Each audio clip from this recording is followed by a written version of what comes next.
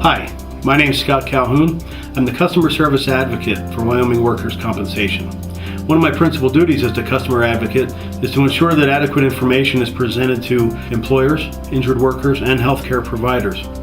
As such, I'd like to take a few moments to discuss some of the more frequently asked questions I receive from employers regarding workers' compensation in Wyoming.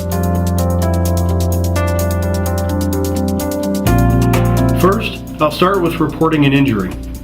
When a work injury occurs, the injured worker must report the injury to their employer within 72 hours. Accordingly, the employer must also submit the report of injury to workers' compensation within 10 days. This is mandatory and it's governed by statute.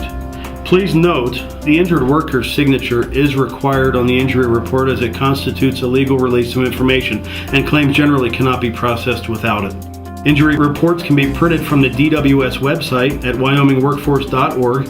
Once completed and signed, the injury reports can be mailed or faxed to the main workers' comp office here in Cheyenne, or dropped off at any of the field offices located throughout the state. The locations and business hours for the offices are also available at wyomingworkforce.org.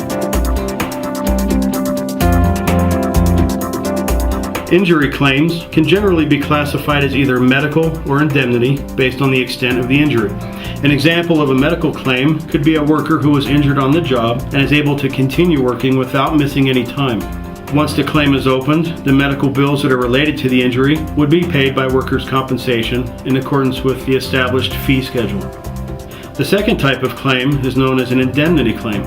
Like a medical claim, an indemnity claim would also cover the related medical expenses on an open claim, but adds compensation for lost wages due to missed work time. If an injured worker misses 3 or more consecutive days due to the work-related injury, they are eligible to apply for temporary total disability, also known as TTD. Please note this is not an automatic process. It requires a separate application submitted by the injured worker, accompanied with a signature from their healthcare provider certifying them as unable to work in any capacity.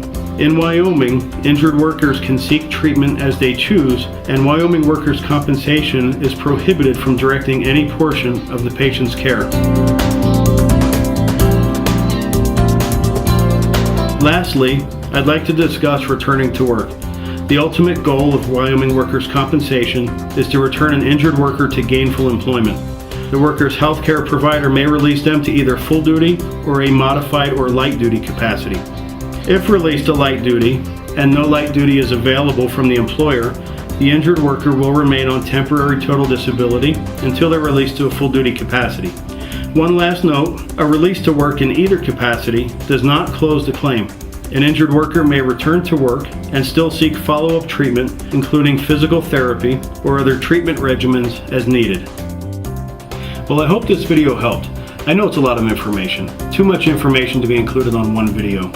So please do not hesitate to contact the division with any questions, comments, or concerns you may have. Claims personnel, including your customer service advocate, are available to assist in any way we can.